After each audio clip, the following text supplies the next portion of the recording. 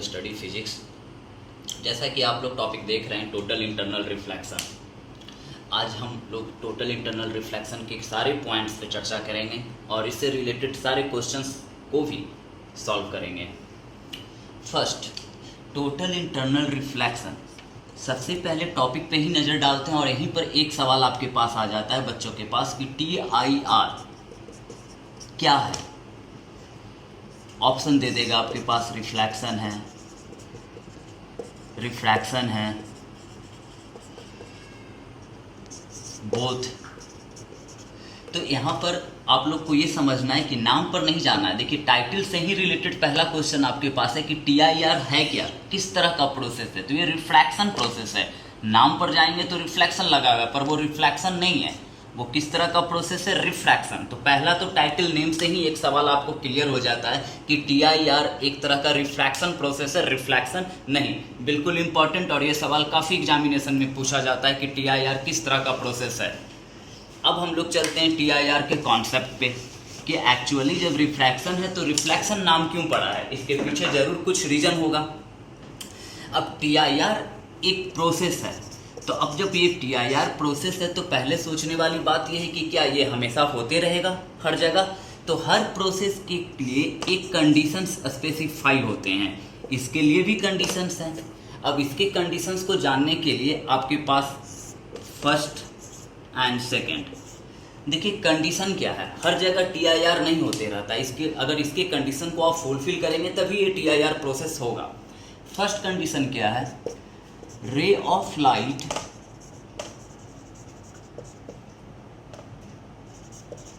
Going from denser medium to rarer medium. अब आपको लग रहा होगा कि क्या ये रेरर टू डेंसर में नहीं होगा, बिल्कुल ही नहीं होगा। अब इसका भी जवाब आपको धीरे धीरे मिल जाएगा कि क्यों ये बात कहा जाता है कि ray of light must be going from the denser medium to rarer medium. First condition ये है। और सेकंड कंडीशन आपके पास जो स्पेशल टॉपिक आपको दिखेगा वो है critical angle. Very very important. तो देखिए डेंसर टू रेरर मीडियम का तो जिक्र सॉल्व हो गया, क्योंकि ये तो आप लोग भी जान रहे हैं rarer to denser towards normal है और denser to rarer moving away from the normal. अब हमारे पास टॉपिक आता है क्रिटिकल एंगल का कि क्रिटिकल एंगल क्या है। जैसा कि नाम से आप देख रहे हो एंगल, तो डेफिनेटली वो भी एंगल ही होगा, पर वो किस एंगल की बात करना चाह रहा है। देखते हैं हम लोग किस एंगल की बात करना चाह रहा है वो।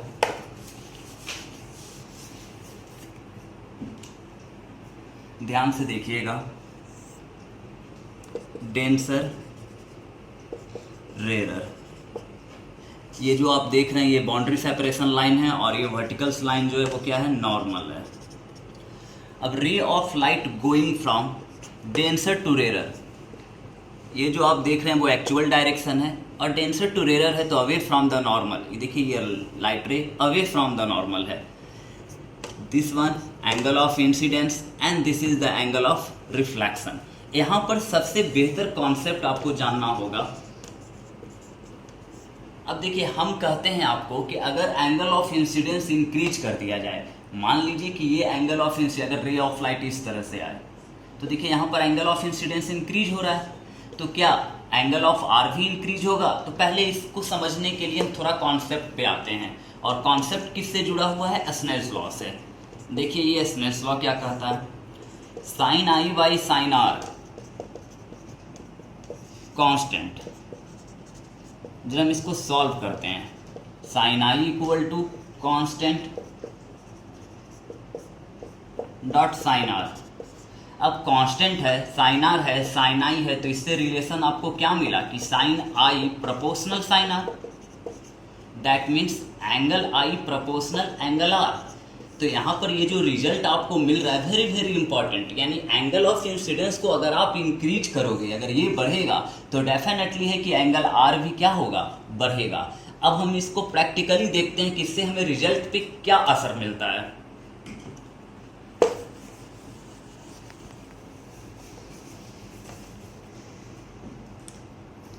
नॉर्मल देखिए, नॉर्मल पहले एक फोटो बना दिया जाए। फर्स्ट ये एंगल ऑफ इंसिडेंस है, ये नॉर्मल से दूर चला गया आपका रे। This one is the angle of incidence I1 and this one is the R1। ये एंगल ऑफ रिफ्रैक्शन है, मीडियम डेंसर टू रेयर है।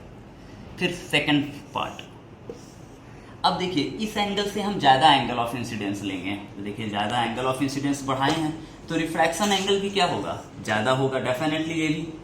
तो देखिए I बढ़ रहा है तो R भी बढ़ रहा है, पर एक समय ऐसा भी तो आ सकता है कि जब at the particular angle of incidence refraction angle becomes equal to 90 degree, क्योंकि जब ये बढ़ा रहे हैं तो ये भी बढ़ रहा है, तो बढ़ते बढ़ते एक समय ऐसा आएगा कि refracted ray of line boundary separation line पे ही चली जाए। तो बाउंड्री सेपरेशन लाइन पे चली जाएगी तो रिफ्रैक्शन एंगल यहाँ क्या हो जाएगा, 90 डिग्री। तो इस केस में ये जो एंगल ऑफ इंसिडेंस आपको दिख रहा है, this angle of incidence is called critical angle. यानी समझने वाली बात यह है कि minimum angle of incidence for travelling ray of light going denser to rarer when refraction angles equal to 90 degree, then minimum angle of incidence is called critical angle. अब इसका और थोड़ा कॉन्सेप्ट देख लें।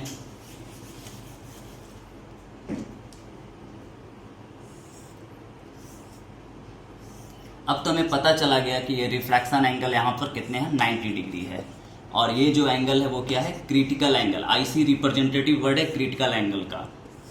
ये normal medium denser rare.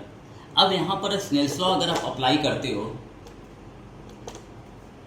1 medium 2 medium, तो 1 mu 2 equal to आप क्या लिखेंगे, sine IC by sine R। अब R यहाँ पे क्या है, here R equal to 90 degree, तो now put 1 mu 2 equal to sine IC by sine 90, sine 90 value 1।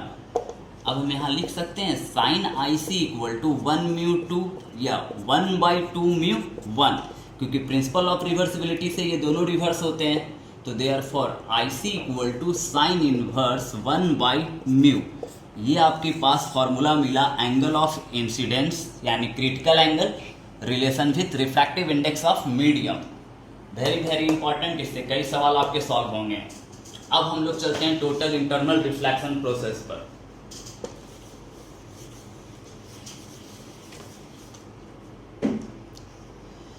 Condition तो हम लोग जान चुके हैं। First, ray of light must be going from,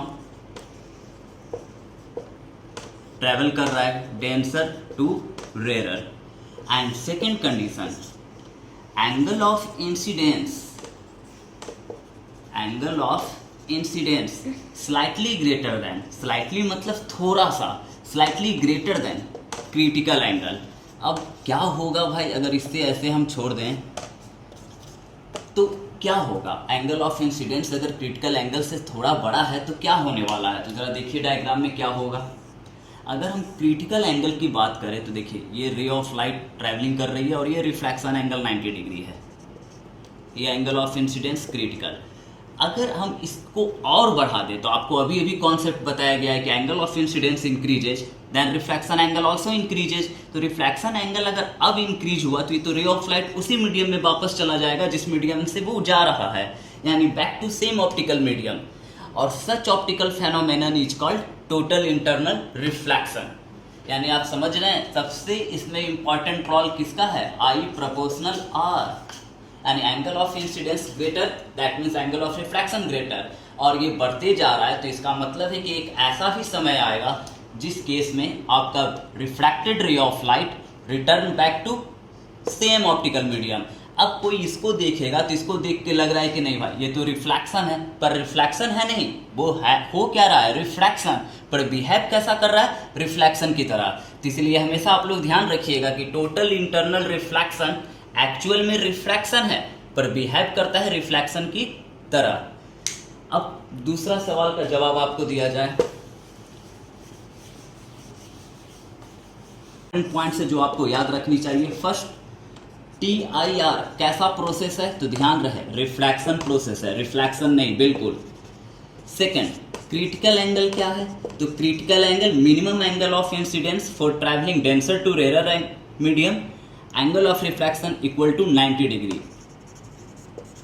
इसके फॉर्मूले याद रहने चाहिए, IC equal to sine inverse 1 by mu. And third always valid for denser to rarer. अगर आप इतनी सारी बातों को ध्यान में रखेंगे तो इससे रिलेटेड क्वेश्चंस आपसे नहीं छूटेंगे। अब इसके एप्लीकेशंस हैं, तो एप्लीकेशंस आप प्रैक्टिकल लाइफ में देखते ही होंगे। आप डायमंड को देखते हैं, डायमंड काफ़ी स्पार्किंग हो जाता है, मगर कोई चीज़ें कुछ भी नहीं करते हैं लाइट के संदर्भ में। तो यानी इसका मतलब ये है कि जहाँ पर इसको मौका मिलता है कि डेंसर टू रेरर मीडियम में ट्रैवलिंग करें, तो वहाँ पर वो अपना TIR फेनोमेनन परफॉर्म करता है। वीडियो कैसा लगा प्यारा सा कमेंट जरूर करेंगे। Thank you.